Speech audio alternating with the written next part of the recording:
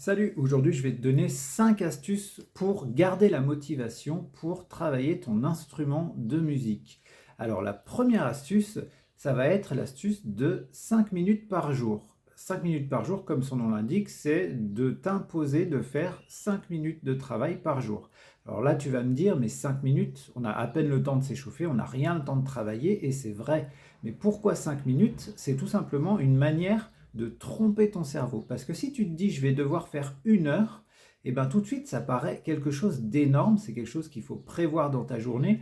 Et 1 heure, rien que d'y penser, ça donne moins envie que quand tu te dis je vais faire 5 minutes, bah, ça paraît tellement court, tu te dis bah, je vais le faire, ça coûte rien. Et puis au final, une fois que tu seras installé, eh ben, tu vas faire plus de 5 minutes, tu vas faire peut-être 15 minutes, 20 minutes, peu importe, mais au moins tu te seras mis en route. Et c'est ça le plus dur, c'est des fois juste le fait de penser à sortir l'instrument, l'accorder ou autre, eh ben, ça peut démotiver d'entrée de jeu.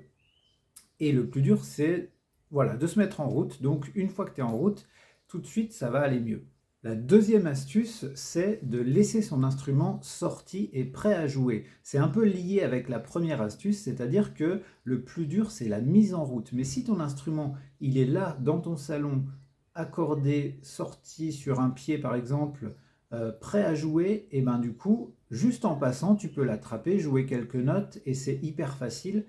Et ensuite, tu le reposes, même si tu as fait 30 secondes, et ben, si tu fais ça toute la journée, tu vas finir par faire un petit quart d'heure par-ci, par-là, quoi. Donc laisse ton instrument toujours prêt à jouer, achète un pied si tu n'en as pas, mais comme ça, tu n'auras pas à le sortir de la housse et à l'accorder, il sera déjà prêt. Évidemment, il faut quand même vérifier l'accordage avant de jouer, mais tu as compris l'idée. La troisième astuce, c'est de se fixer des objectifs faciles et réalistes, réalisables. Parce que si tu veux jouer un morceau hyper compliqué d'entrée de jeu alors que tu es débutant, bah tout de suite tu te mets la barre très haute et tu risques d'abandonner en chemin. Alors si vraiment tu veux jouer à tout prix un morceau qui est un peu trop compliqué, n'hésite pas déjà à le simplifier et à le jouer moins vite. Maintenant sur YouTube, on peut ralentir la vitesse de lecture, ou même il y a plein d'applis qui le font, et comme ça tu peux déjà jouer plus lentement sur le morceau que tu aimes. Mais je te conseille quand même de prendre des morceaux qui sont adaptés à ton niveau, et si tu te rends compte que c'est vraiment trop dur, bah peut-être que tu peux le garder de côté, en faire un plus facile en attendant, et puis revenir dessus plus tard quand tu auras déjà un peu plus d'aisance sur ton instrument.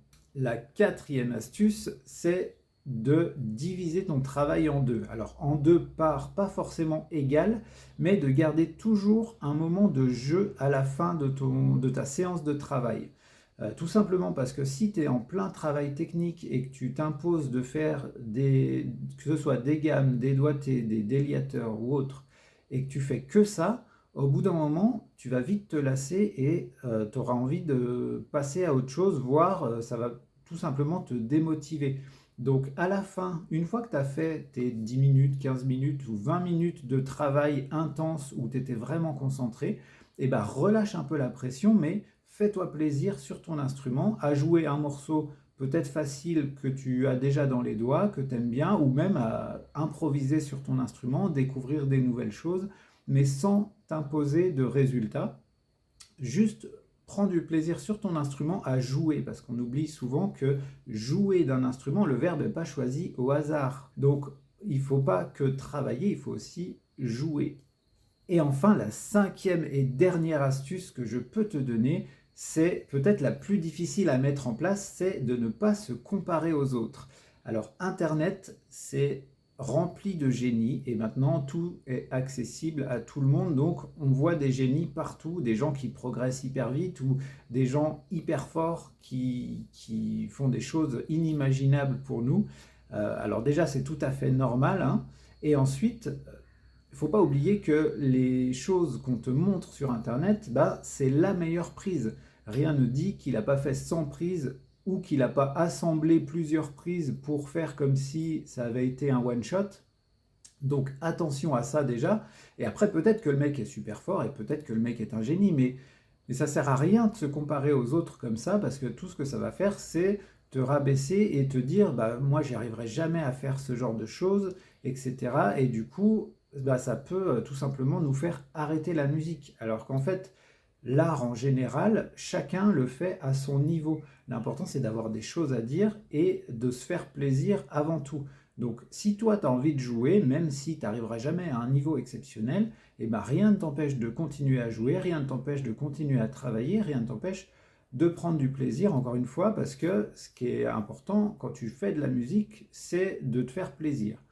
Voilà, donc c'est la dernière astuce. Évidemment, c'est pas facile, mais toujours prendre un peu de recul avec toutes les vidéos qu'on voit. Chacun joue à son niveau, chacun se fait plaisir à son niveau. Et puis si tu finis pas en étant superstar du rock, c'est peut-être pas si grave que ça. Allez, ciao, à la prochaine.